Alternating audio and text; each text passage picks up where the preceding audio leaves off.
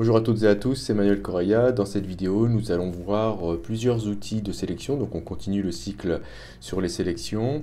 Nous allons voir la baguette magique. Nous verrons ensuite l'outil de sélection rapide, plus deux, trois petites commandes intéressantes qui sont assez récentes dans Photoshop, et notamment la commande sélection d'un sujet dans une image, et la commande sélection de zone de mise au point. Donc là, je vais vous montrer l'outil de sélection qui s'appelle la baguette magique.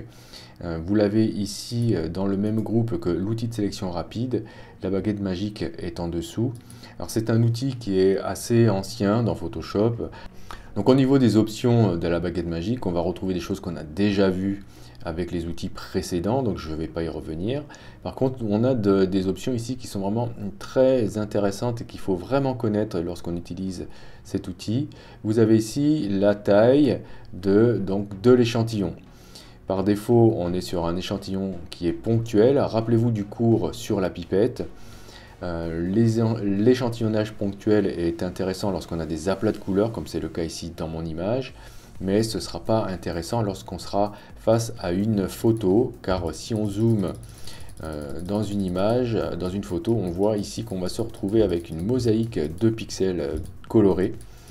Donc si je souhaite faire une sélection à partir d'une couleur, et si manque de bol je tombe sur un pixel qui a vraiment une couleur différente de la moyenne des couleurs autour, ça risque d'être un petit peu faussé au niveau de la sélection. Donc on va éviter de faire un échantillonnage ponctuel avec la baguette magique dans les photos. Ça marchera bien dans les aplats de couleurs, je vous le répète. À côté, nous avons la tolérance. Alors c'est la tolérance par rapport à quoi? Par rapport à la couleur qu'on va sélectionner. Donc, le but de cet outil, je vous le rappelle, c'est de sélectionner des couleurs dans l'image. Si vous cliquez par exemple sur un rouge pur dans une image, en RGB ça ferait donc 255,0 et 0. Et si vous avez mis une tolérance de 0, vous ne sélectionnerez que cette valeur-là. Alors que si vous avez mis une tolérance un peu élevée, vous allez chercher aussi les couleurs qui sont au-dessus et en dessous de cette couleur en fonction donc de la tolérance. La tolérance va alors, dans ce cas, vous avez compris, puisque rappelez-vous du cours sur les couleurs, on a 256 nuances de couleurs par couche. La tolérance ira donc au maximum jusqu'à 255. Okay. Et si vous mettez 255 et que vous utilisez la baguette magique, forcément vous sélectionnez toutes les couleurs dans votre image. Par défaut, elle est réglée sur 32, ce qui fonctionne assez bien dans la plupart des cas. Si vous voyez que c'est pas assez, augmentez cette valeur-là. Si vous trouvez que c'est trop, vous la réduisez tout simplement. Après, à côté, nous avons le lissage. Donc, ok, donc ça, on sait ce que c'est pour éviter les escaliers dans la sélection. Et vous avez pixel contigus, ça c'est intéressant par contre. Lorsque vous avez des couleurs comme ici dans mon image là, qui sont éloignées les unes des autres, si vous souhaitez les sélectionner aussi, il faudra décocher pixel contigu. Puisque lorsque pixel contigu est coché, ça signifie qu'on va sélectionner les pixels de la même couleur qui sont contigus, c'est-à-dire qui se touchent. Là, vous aurez la possibilité, en cliquant sur échantillonner tous les calques, d'aller chercher des couleurs ailleurs que dans votre calque sélectionné, donc sur d'autres calques, au-dessus, en dessous, etc. Donc ça peut être utile dans certains cas. Donc je vais vous montrer comment ça marche. Admettons ici que je souhaite sélectionner ce rose-là, donc tout ce qu'il y a dans ce rond, le centre qui est rose. Je vais cliquer une fois donc avec les valeurs par défaut, sur à l'intérieur, n'importe où, dans ce rond. Tac, et on voit que ça m'a sélectionné tout à fait l'ensemble de ces couleurs-là. Si je zoome, on voit que, ma foi, c'est pas trop mal. Ça déborde un petit peu ici, parce que la tolérance est peut-être un peu élevée. Donc je vais désélectionner avec CTRL D. Je vais mettre une tolérance, allez, de 20, pour voir ce que ça fait. Voilà, et on voit que j'ai un petit peu moins de couleurs voilà, qui ont été sélectionnées. Ok, si je souhaite maintenant sélectionner tous les autres ronds de la même manière, je vais décocher pixel contigu et je vais recliquer avec l'outil baguette magique sur un des ronds et hop, vous allez voir que voilà, automatiquement tous les ronds de la même couleur sont sélectionnés. Enfin, toutes les couleurs identiques avec cette tolérance-là ont été sélectionnés. Et si je veux faire la même chose pour les jaunes, je clique sur le jaune, hop, et voilà, je sélectionne les jaunes. Si je veux sélectionner en plus les roses, puisque là j'ai perdu ma sélection précédente, j'appuie sur majuscule pour ajouter la sélection, hein, c'est comme si j'appuyais ici sur cette icône-là, et hop, automatiquement, ça va me sélectionner en plus mes autres couleurs. Bien, on va voir ça, on va voir ce que ça donne dans un cas concret. Ici j'ai une rose, qui est bien rose d'ailleurs.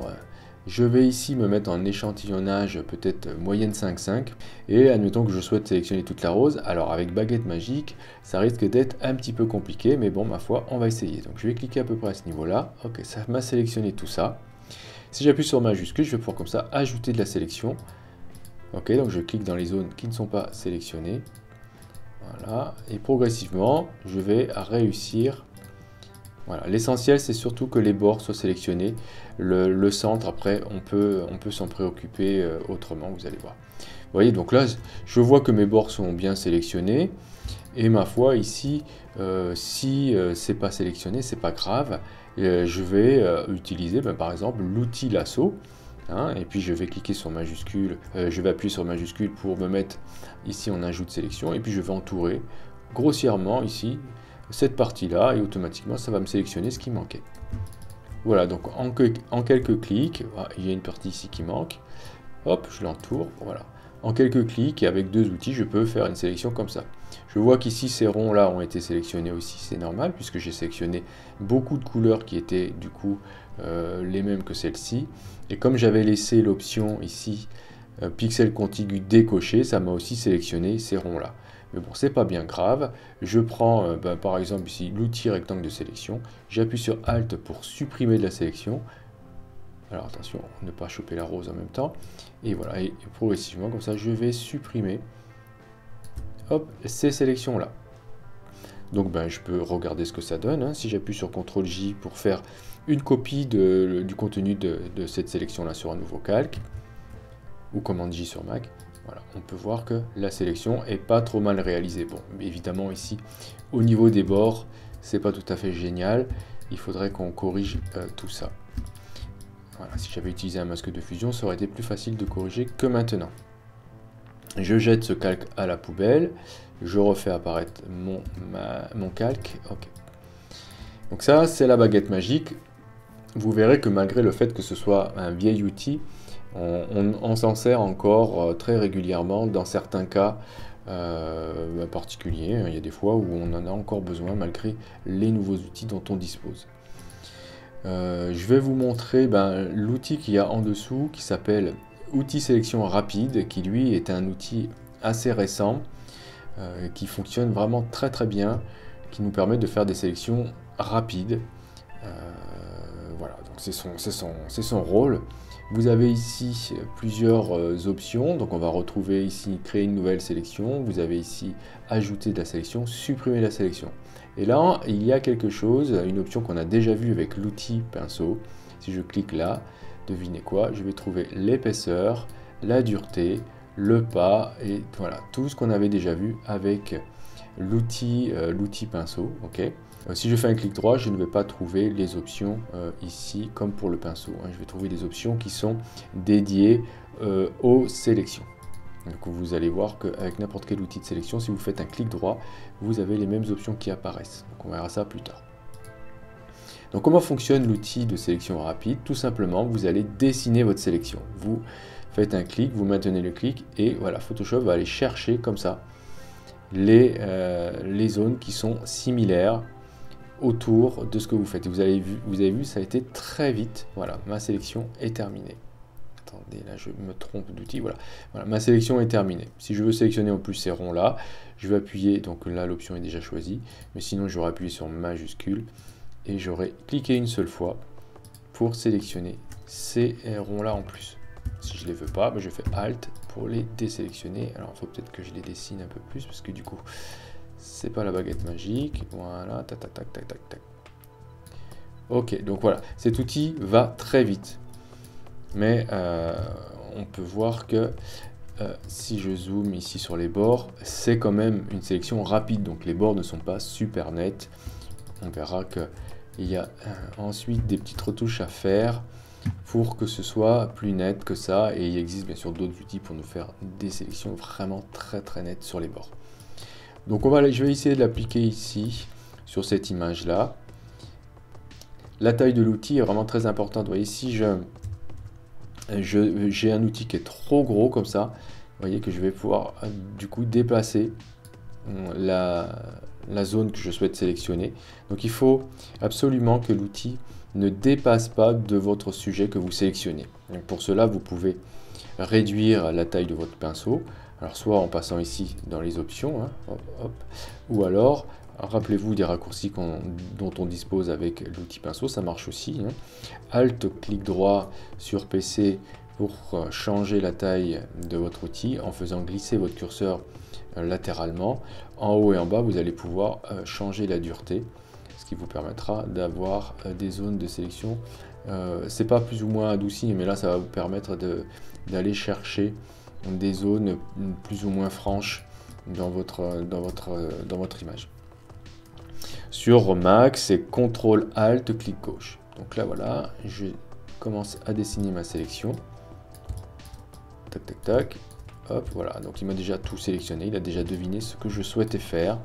Là, ici, ça va être un petit peu plus difficile puisque j'ai des bords flous. Hein, l'image n'est pas nette à ce niveau-là. Donc si je dessine ça, bon, il s'en sort quand même pas trop mal. Et voilà. Ok, donc je vais peut-être ajouter un masque de fusion plutôt que de dupliquer à chaque fois mon calque avec CTRL J. Si je clique ici sur cette icône là, j'ajoute un masque de fusion qui reprend en fait le contenu de ma sélection. Voilà, qui va reprendre plutôt ma sélection pour masquer. Si on zoome, ma foi, c'est pas trop mal. Donc l'outil de sélection rapide est vraiment un outil qui fonctionne très bien. Et maintenant, on peut dire que c'est l'outil qu'on utilise le plus souvent lorsqu'on veut faire rapidement une sélection. Voilà, tout simplement. Et je vais vous montrer une autre manière de sélectionner rapidement depuis la nouvelle version CC 2018. Lorsqu'on utilise l'outil de sélection rapide, on a ici une option qui est apparue qui s'appelle sélectionner un sujet. Vous allez le retrouver aussi dans le menu sélection, ici sujet, c'est la même chose. Si vous cliquez ici sur sélectionner un sujet, vous avez Photoshop qui va chercher un sujet dans votre image. Donc là, il ne voit que la main et le bras, donc il sélectionne ça. Et il a fait quasiment le même boulot que nous tout à l'heure avec l'outil de sélection rapide, ce qui est plutôt pas mal. Donc ça marche aussi avec les portraits, etc. Donc je vais l'essayer sur la rose là, pour voir ce que ça peut donner. Donc je vais aller le chercher maintenant là pour vous montrer que ça marche aussi depuis là, le menu sélection sujet. Ok, donc ça travaille un petit peu. Et voilà, ça m'a sélectionné. Vous voyez, ça n'a pas pris les ronds. Hein. Ça a deviné que le sujet, en fait, c'était la rose. Et ça a fait, ma foi, un travail qui est pas mauvais. Ok, vous avez un autre outil qui peut être sympa, c'est sélection par zone de mise au point. Vous allez le trouver donc dans le menu sélection. Cette commande-là va vous permettre de faire une sélection à partir de la netteté d'une image. Donc vous avez une boîte de dialogue qui s'est ouverte avec cette commande. Là, vous allez pouvoir choisir la prévisualisation de votre sélection, soit avec un fond noir, un fond blanc, ou juste ici comme un masque de fusion, ou alors sur les calques, etc. Ou d'afficher le calque. Bref, vous avez plein de modes d'affichage ici qui vont vous permettre de vous rendre vraiment compte de votre sélection. Et ici, vous allez pouvoir ajuster la plage de netteté. Donc si vous augmentez la plage de netteté, évidemment, vous allez sélectionner plus de choses. Okay. Voilà, donc si vous mettez à fond, vous sélectionnez tout. Si vous réduisez, vous allez réduire jusqu'à ne plus voir de sujets sélectionnés. Ce qui est intéressant, c'est qu'au niveau des zones bien nettes, il fait un travail quand même qui est vraiment pas mal. Et une chose intéressante, c'est qu'ici, on a la possibilité de faire appel à l'outil de sélection rapide. Si vous trouvez que vous avez trop de choses de sélectionner, vous allez pouvoir supprimer la sélection directement depuis la boîte de dialogue ce qui est assez pratique. Quand vous avez terminé, vous décidez de la sortie, soit vous faites une sélection, soit vous faites une sortie vers une sélection, soit vers un masque de fusion, nouveau calque, etc. etc. Quand c'est terminé, après avoir sélectionné votre sortie, vous cliquez sur OK. Et maintenant, j'ai ma sélection qui a été réalisée. Bien. Je vous remercie d'avoir suivi cette leçon. J'espère que vous aurez appris 2-3 petites choses. Si vous avez des questions, n'hésitez pas à les poser dans les commentaires. Si vous avez aimé, cliquez sur j'aime. Si vous n'êtes pas encore abonné, cliquez sur abonnez-vous et sur la petite clochette pour être averti des nouveaux cours. Et on se dit à bientôt dans un prochain cours.